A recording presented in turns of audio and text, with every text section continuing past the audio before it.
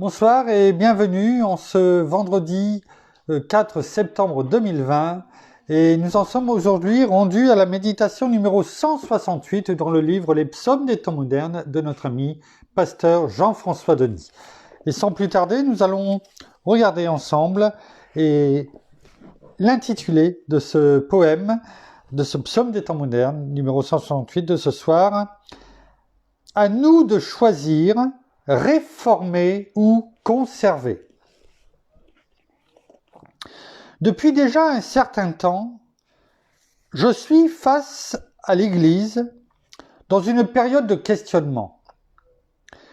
Je suis à me questionner sur son modèle actuel, à savoir si le fait de demeurer traditionnel et de conserver tous ses rituels sans se pencher sur des idées nouvelles attirerait réellement dans nos rassemblements une plus jeune clientèle.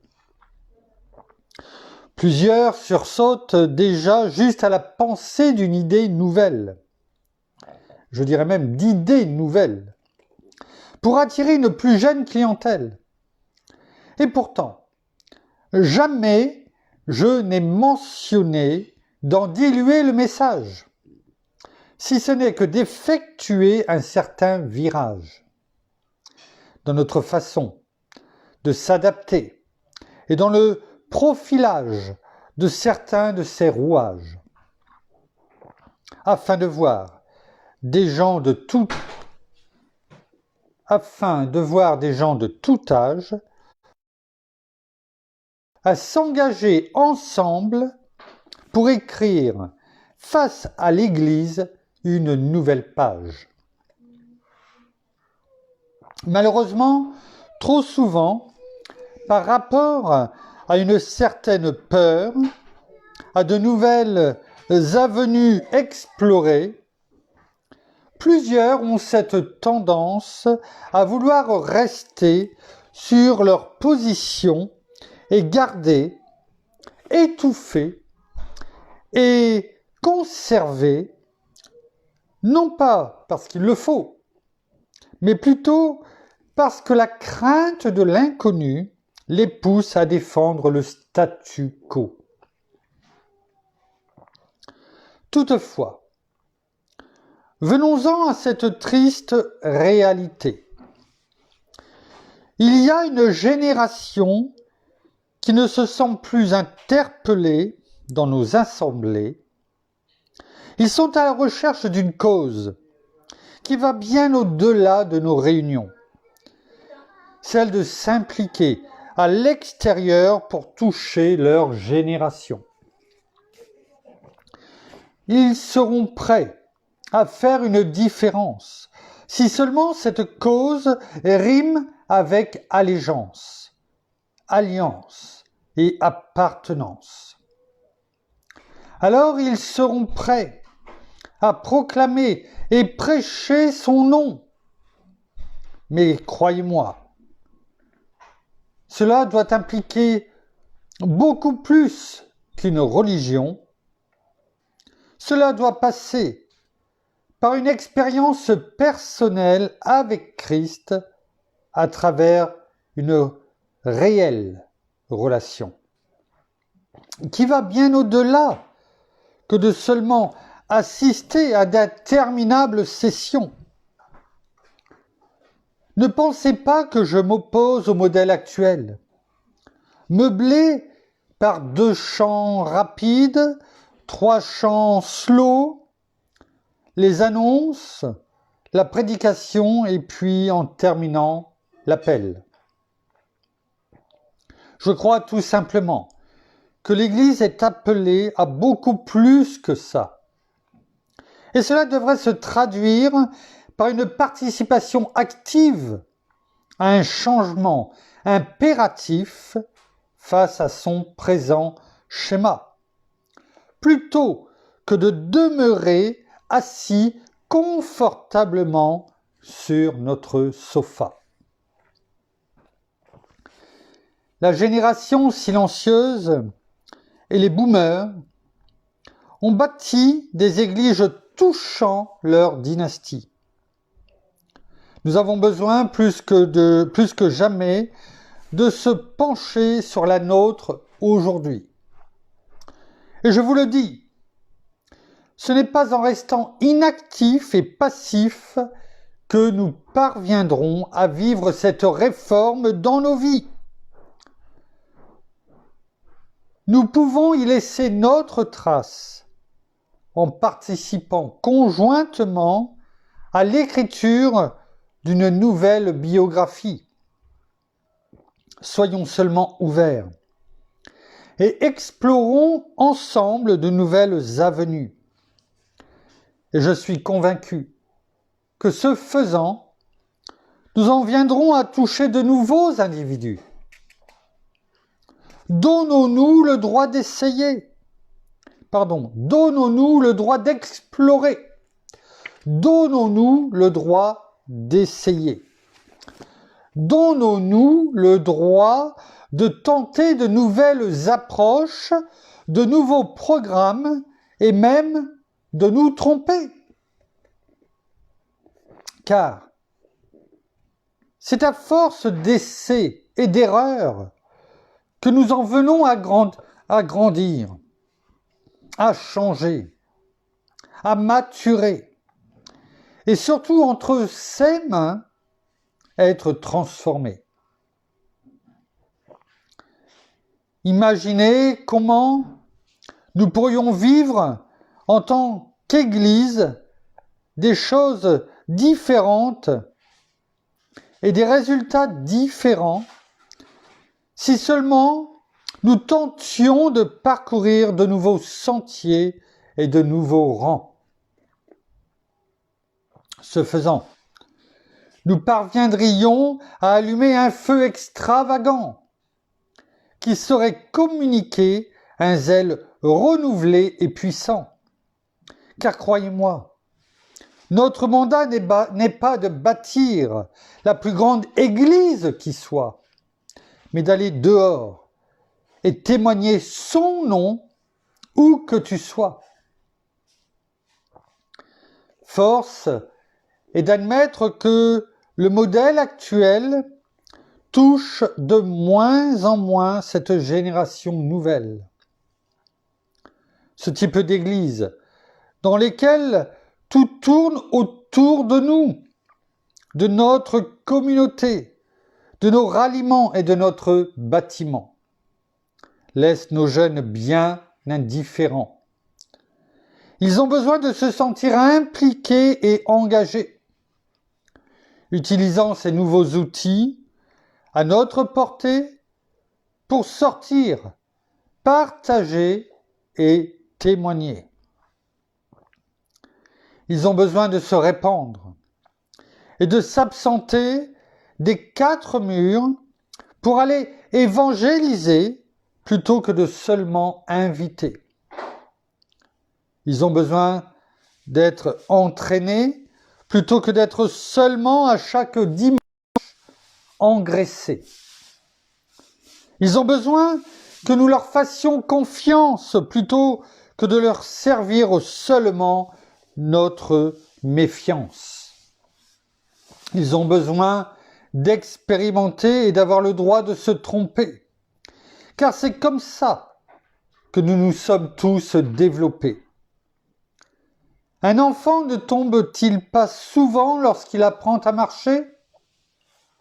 Et pourtant, tomber est lié à ce mot que l'on appelle évoluer.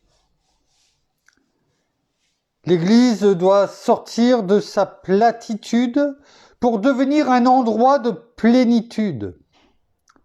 L'Église doit permettre l'expression des diverses générations, et cela passe dès maintenant par une évaluation et certaines remises en question. L'Église doit adopter de nouvelles façons de faire en risquant d'explorer, car c'est seulement à travers ce mot que nous en viendrons à exploser. L'Église doit être réformée. Elle doit vivre ce retour aux actes des apôtres, à travers l'Église primitive. C'est à ce moment-là qu'elle reviendra d'une condition passive à active et influencera à nouveau, au nom de Jésus, notre communauté et notre société.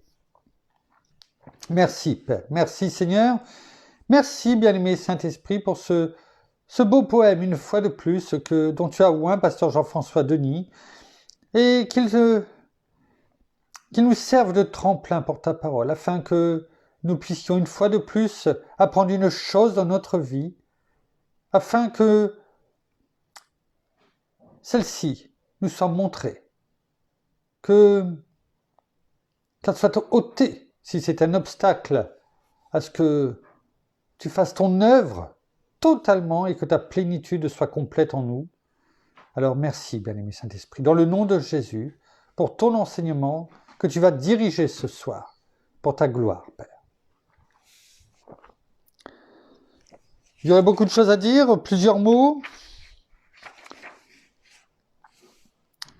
Pasteur Jean-François nous laisse comme référence le chapitre 2 du livre des Actes, que je vous inviterai à lire plus en entier. Nous n'allons pas le lire entièrement, mais plutôt le regarder à partir du verset 37 jusqu'à la fin. Les 10 versets, c'est ça, les 10 versets qui le composent. À partir donc du chapitre 2 du livre des Actes, versets 37 à 47, où on en voit la chronologie en fait. Cela fait suite, je dirais, à la Pentecôte, où les 120 dans la chambre haute ont été touchés, remplis de l'Esprit par ces langues de feu qui venaient sur eux, et ils ont été transformés. Et c'est là que, en sortant, Pierre a fait son discours. Son discours qui était notre Seigneur, la croix, sur le fait qu'il a été condamné injustement, et que c'était justement ce peuple qui l'avait condamné. Et de nombreuses âmes, plus de 3000, se sont donnés suite à ce discours à notre Seigneur. Et à partir du verset 37, on voit la première communauté chrétienne, l'Église primitive dont on vient de parler dans le livre, le psaume des temps modernes, se former. Comment vivait-elle ? Il est écrit, après avoir entendu cela, c'est-à-dire le discours de Pierre, ils eurent le cœur vivement touché, toutes ces personnes qui étaient là pour la Pentecôte. Et ils dirent à Pierre et aux autres apôtres, frères, que ferons-nous ? Est-ce que, lorsque l'on est touché par la parole, on élève notre voix en criant à notre Père, Père, Seigneur, Dieu Tout-Puissant, bien-aimé Saint-Esprit, que ferons-nous ? Que dois-je faire ? C'est ça. Eux qui avaient été touchés, mais qui ne savaient pas quoi faire encore.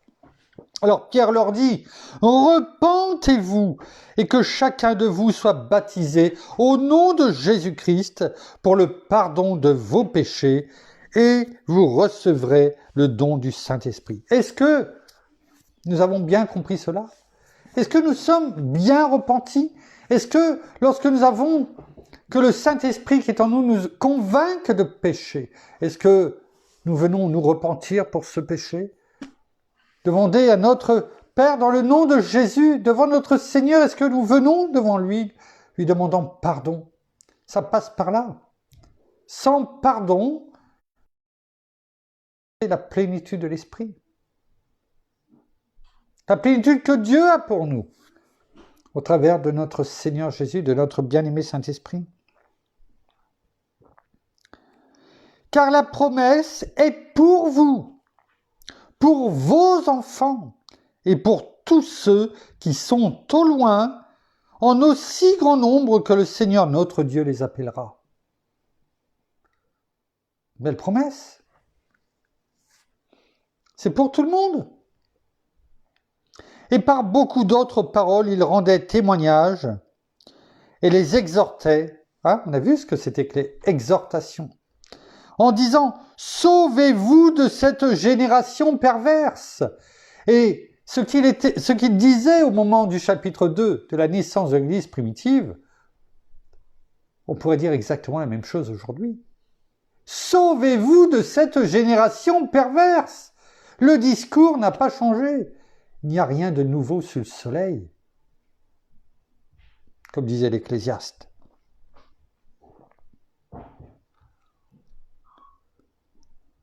Ceux qui acceptèrent sa parole furent baptisés, et en ce jour-là furent ajoutés environ 3000 âmes. Gloire à Dieu. Ils persévéraient dans l'enseignement des apôtres, dans la communion fraternelle, dans la fraction du pain et dans les prières.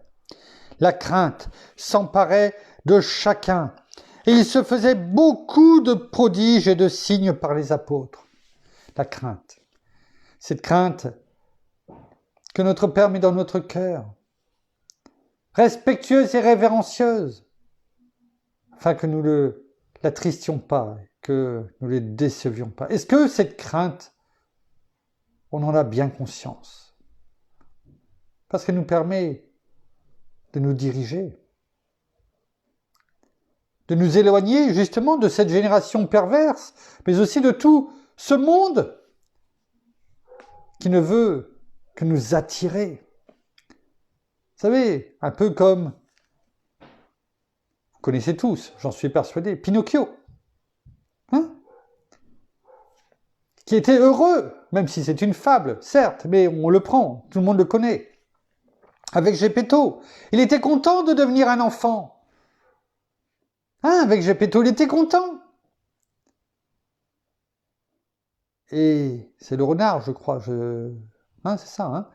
Aussitôt qu'il était sur le chemin de l'école, mais on pourrait sur le chemin de notre Seigneur, eh bien le monde était là pour l'attirer vers les folies du monde, les jeux, la vie facile, les manèges. Oui, le manège du monde. La roue tourne. Oui, elle ne s'arrête pas. C'est toujours la banque du monde, le casino du monde qui gagne. On croit peut-être simplement venir faire un tour et en sortir vainqueur par ses propres forces. Mais non, c'est toujours les mêmes qui gagnent. Parce que lorsque l'on se détourne de la main de Dieu, de sa protection divine, qui est-ce qui vous garde? Personne. Est-ce que vous croyez que tout seul vous serez plus fort que le monde? Non. Non, c'est Christ qui a vaincu le monde. Moi, j'ai vaincu le monde. Pas toi, pas moi, pas nous. Christ. Sachons le reconnaître et ne pas l'oublier. Tous ceux qui avaient cru étaient ensemble et avaient tout en commun. On n'arrive déjà même pas à le mettre en commun, presque pour un repas. Et là, ils vivaient tout, ils mettaient tout en commun. Et nous, s'il faut faire un plat supplémentaire pour tout le monde, on regarde, on murmure. Chaque jour, avec persévérance. Chaque jour, avec persévérance. Ils étaient au temple d'un commun accord. Ils rompaient le pain dans les maisons et prenaient leur nourriture avec allégresse et simplicité de cœur. En lisant ceci, en lisant ces mots, juste maintenant, là, cela me fortifie. Chaque jour, avec persévérance, ils étaient au temple d'un commun accord. Qu'est-ce qu'ils faisaient au temple? Ils allaient prier, ils allaient recevoir l'enseignement. Merci Père, dans le nom de Jésus. Merci bien-aimé Saint-Esprit, parce que chaque jour, nous qui sommes le temple de Dieu. Il est dit dans 1 Corinthiens 3, 16, 17, vous le savez, on l'a déjà dit bien souvent. Ne savez-vous pas que vous êtes le temple de Dieu et que l'Esprit de Dieu habite en vous? Et qu'est-ce que nous faisons chaque jour? Nous méditons la parole avec persévérance. Oh, c'est pas toujours facile. Il y a des hauts, il y a des bas, il y a des combats. L'ennemi voudrait bien que l'on arrête. Mais avec persévérance. Comme l'Église primitive. Eh bien, nous venons au temple que nous sommes pour t'honorer, recevoir tes enseignements. Tout comme l'Église primitive. Je ne m'en étais même pas rendu compte auparavant. Et cela me fortifie au travers de ce que nous avons lu dans le psaume 168 et dans ce que nous lisons là maintenant dans la parole. Eh bien oui, de persévérer, de continuer. Il louait Dieu et obtenait la faveur de tout le peuple et le Seigneur ajoutait chaque jour à l'Église ceux qui étaient sauvés. Gloire à Dieu.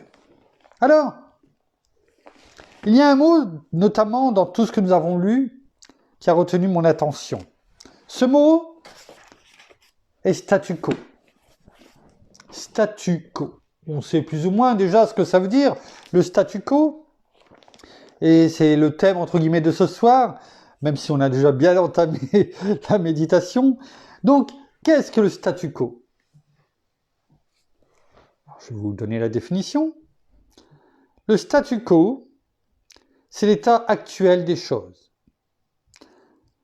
C'est une locution latine, comme bien souvent, qui se dit in statu quo ante, qui signifie littéralement en l'état ou auparavant. Oh oui, bien souvent, on se dit, je ne veux plus trop avancer. On est bien déjà comme ça. Et sans se rendre compte, on rentre dans un statu quo. Parce que finalement, quand on est dans un statu quo, on n'avance plus. Et quand on n'avance plus, on... Non? Vous ne pensez pas? Alors, je vais vous donner un exemple et vous allez tout de suite comprendre. Tout de suite. On gèle votre salaire. Quel que soit le montant. Vous n'avez plus d'augmentation. Plus d'augmentation du SMIC, etc. Plus d'augmentation.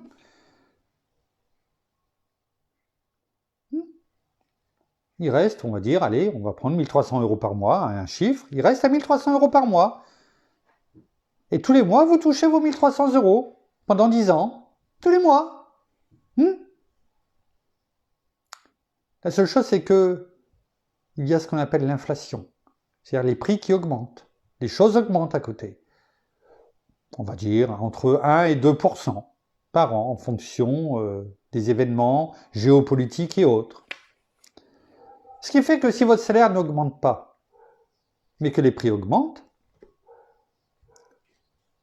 votre salaire régresse. Vous gagnez moins. C'est-à-dire que si sur 10 ans, il y a une inflation de 2%, ça fait 20%. Mais 20%, ça fait même plus, parce que c'est 2% sur les 2%, etc. Donc ça fait plus que 2%. C'est ce qu'on appelle les intérêts, qui se rajoutent. Des intérêts, tout comme la dette publique. C'est pour ça qu'elle ne fait qu'augmenter et toujours plus. Mais en restant sur des intérêts simples et non pas des intérêts composés. 2% sur 10 ans, 20%. C'est-à-dire qu'en fait, vous gagnez, dans 10 ans, si votre salaire est gelé, l'équivalent de 2 fois 130 €, 260 € de moins par mois. C'est ça, le statu quo. C'est de se dire, je me contente de ce que j'ai, j'arrête. C'est déjà pas mal. Donc, en fait, on régresse. Et même, je dirais, on préfère ce qui est avant. Il y a des exemples dans la parole. Et il y a même encore 2 méditations, on a parlé, que on peut le prendre, hein, c'était en la méditation numéro 166, si je ne me trompe pas.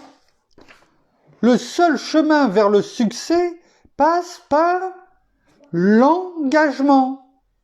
Un engagement, c'est qu'on fait quelque chose, on avance, on est dans l'action. Tiens, l'action.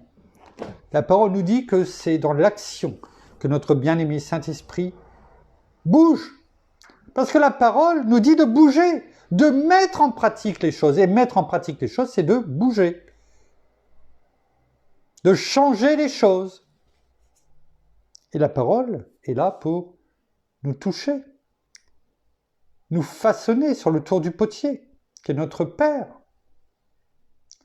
De nous transformer afin que sur ce chemin qui est le nôtre, chaque jour, eh bien, nous avancions.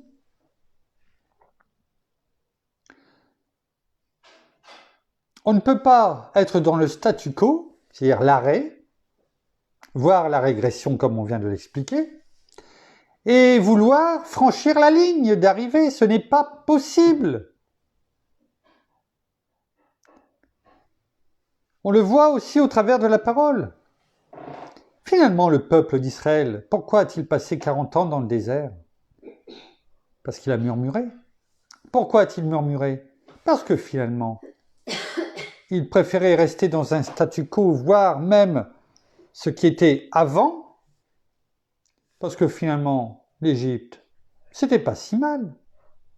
Il avait quand même ce qu'il veut, ce qu'il fallait. Et il préférait rester, en le disant à Moïse, dans le statu quo, donc revenir à ce qui est le statu quo. Arrêter d'avancer. Et qu'est-ce qu'il a fait? Eh bien, oui, finalement, Dieu a écouté le peuple d'Israël.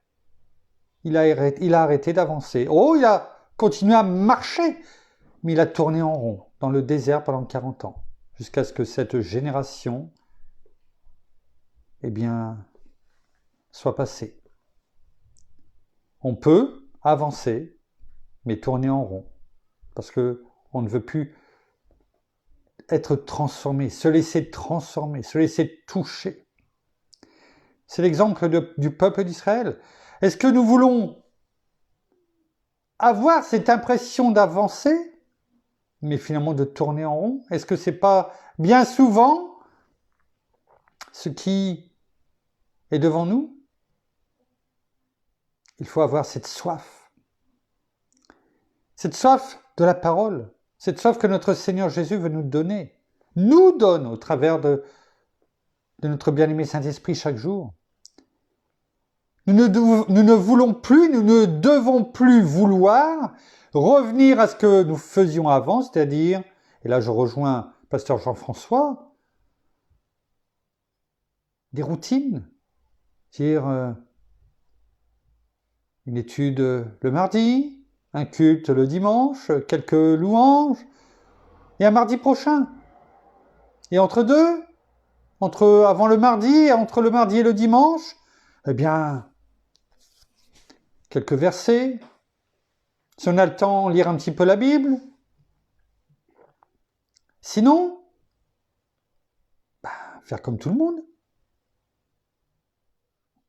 Non. Non. C'est en étant persévérant que Dieu ajoute. C'est ce qu'on a lu tout à l'heure dans Acte 2. Non, on l'a dit. Et le Seigneur ajoutait chaque jour à l'Église son Église. Là, ce n'était pas un bâtiment. Ceux qui étaient sauvés. Pourquoi? Parce qu'ils étaient un témoignage vivant devant les personnes. Et nous devons être un témoignage vivant de persévérance. Ne pas avoir peur de dire qui nous sommes. Alors oui, il y aura des combats. Oui, il y aura des moments où eh bien, il pourrait y avoir un peu de lassitude. Mais un coureur, quand il court un marathon,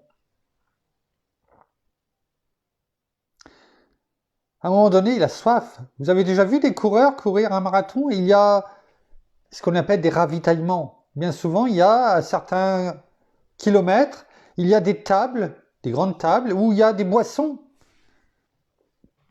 afin qu'ils puissent boire et continuer.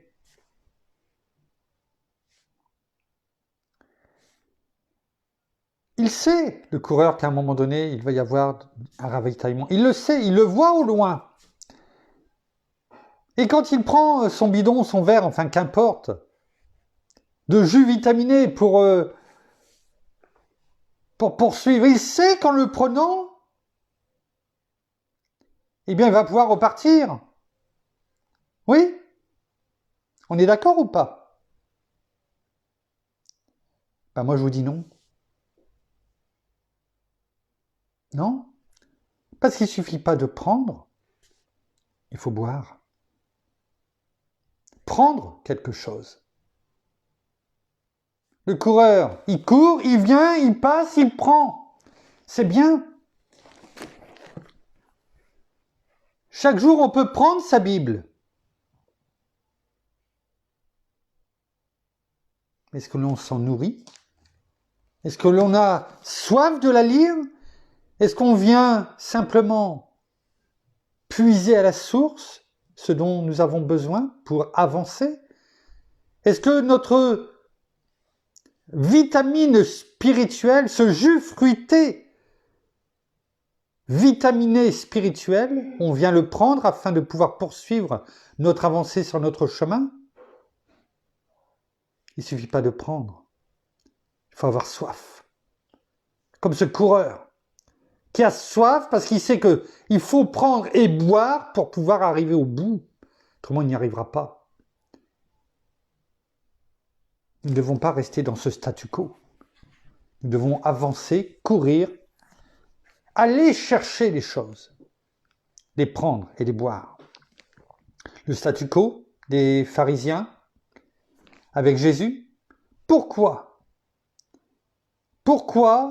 ont-ils voulu crucifier notre Seigneur Jésus, le faire mourir, le voir mourir?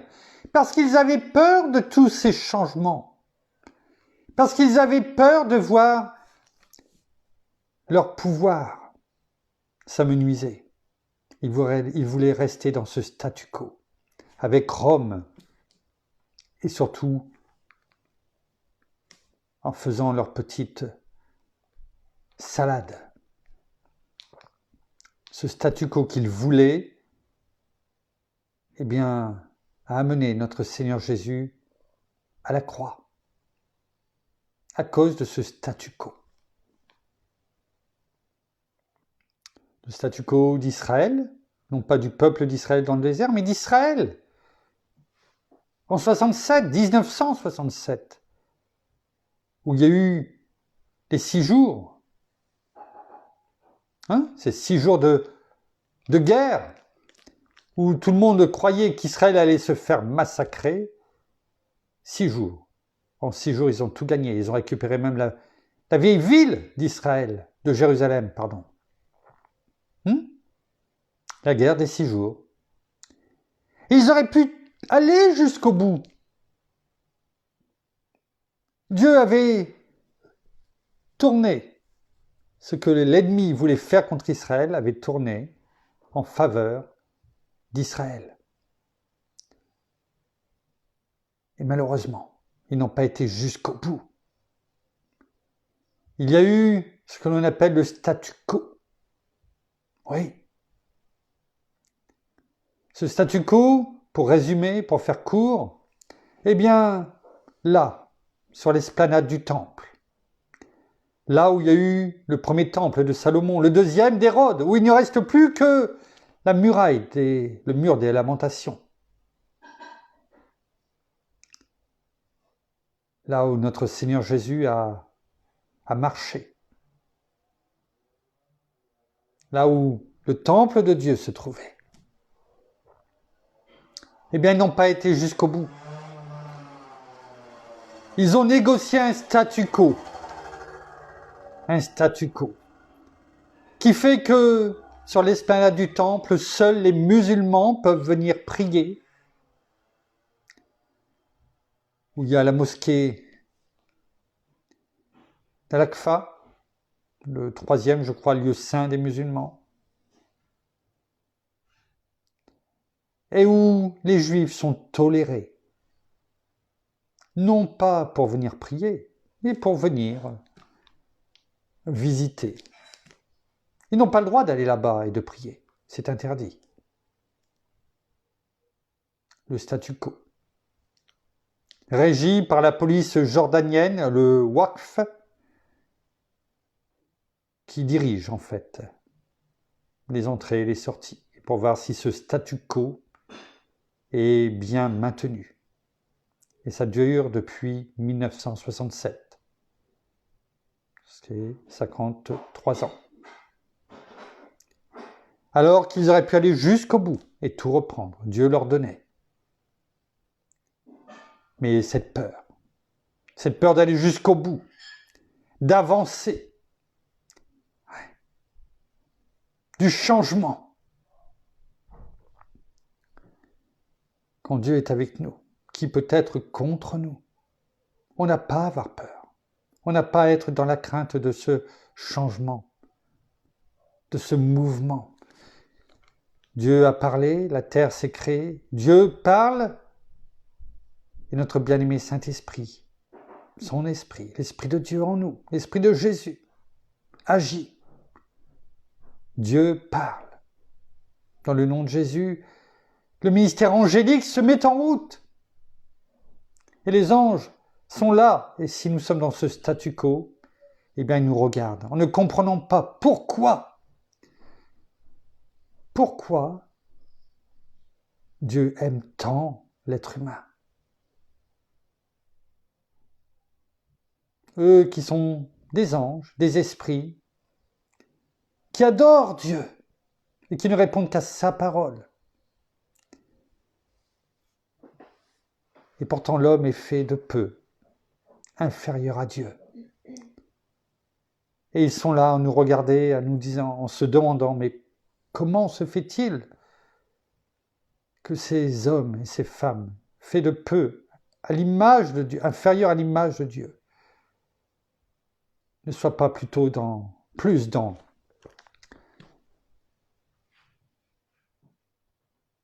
l'exaltation de l'amour de Dieu, envers Dieu. Pourquoi? Parce que, tout simplement, ou c'est l'apostasie, ou c'est le statu quo, ou c'est la peur du changement, la lassitude, le manque de persévérance, le manque de méditation, de la lecture, de ces vitamines que l'on ne prend pas au quotidien et qui, à un moment donné, comme toute chose, finit par donner des carences. Et ces carences finissent par toucher d'autres organes. Si la parole nous dit dans Matthieu 4,4, l'homme ne se nourrira pas de pain seulement, mais de toute parole de Dieu, c'est qu'il y a une raison. C'est que notre source spirituelle, notre nourriture spirituelle, afin que nous puissions tenir ferme, il ne suffit pas de le dire, la parole d'Éphésiens 6, à partir du verset 10. Pour tenir ferme, il faut pouvoir porter, on l'a déjà dit, toute cette armure et toutes ces armes. Et pour tenir ferme, il faut que nous soyons nourris, que nous ayons les forces de nous lever avec tout cet attirail et d'avancer, comme toujours. Hâtez-vous, Dieu nous a dit.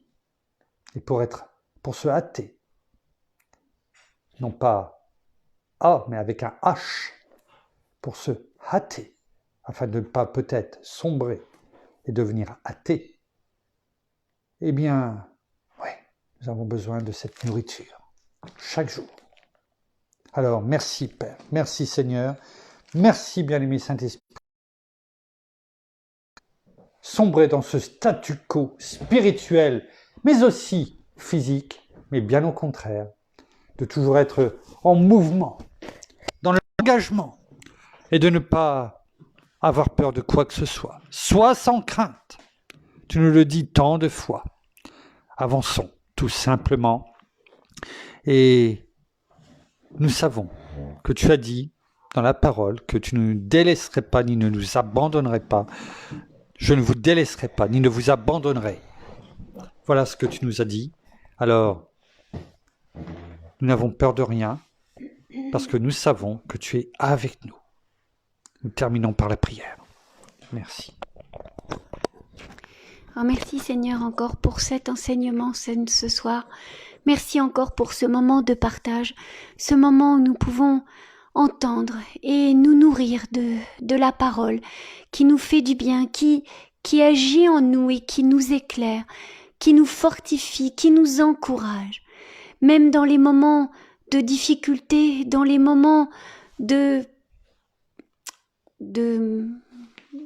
dans les moments de soucis, bien, sachons vraiment toujours nous tourner à toi et vers toi, car tu es notre lumière, tu es cette source intarissable à laquelle nous devons venir boire chaque jour afin de nous restaurer, afin simplement de nous abreuver, afin que cette eau que tu es, bien-aimé Saint-Esprit, eh bien, nous rafraîchisse, mais aussi qu'elle nous fasse grandir, qu'elle nous fasse avancer, et que nous soyons complètement abreuvés de cette eau que tu es, afin de pouvoir avoir la vie, que tout cela coule en nous, que cela soit normal, que cela soit tout à fait normal, chaque jour de nos vies, que nous ne trouvions pas ça extraordinaire, mais que cela coule en nous et que cela soit bon pour chacun d'entre nous, afin que nous soyons fortifiés, afin que nous soyons encouragés jour après jour pour vivre tous ces combats, pour vivre toutes ces choses dans le monde. Eh bien, nous avons besoin d'être ravitaillés, nous avons besoin d'être purifiés, nous avons besoin d'être ressourcés. Oui, tu es notre source, notre eau vive. Alors merci pour tout. Merci, bien-aimé Saint-Esprit. Merci, Seigneur Jésus. Merci, Père, de tant d'amour pour nous et que nous puissions, eh bien, nous aussi, eh bien, aller de là, de ci, de là, et aussi apporter cette eau vive que toi tu es, Seigneur, dans le nom de Jésus. Amen. Amen. Merci.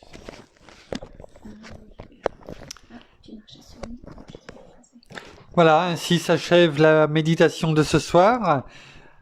Nous vous bénissons de toutes les bénédictions spirituelles dans les lieux célestes en Christ et ensemble, je sais que nous refusons ce statu quo dans le nom de Jésus. Nous le refusons et nous avançons. Nous saluons nos amis au Québec, au Canada, à Montréal, dans toute la francophonie, à Paris. Soyez vraiment bénis, nous vous aimons. Nous vous souhaitons en tout cas une très bonne soirée, un bon appétit pour ceux qui ne sont pas encore passés à table. Nous vous donnons rendez-vous demain à 19h. Il n'y aura pas sauf si au contraire, eh bien, s'il y a quelque chose qui fait que nous ne pouvons pas le faire, nous vous le dirons. En attendant, nous vous donnons rendez-vous demain au même endroit, à la même heure, et passez une bonne soirée. Soyez bénis abondamment. Au revoir.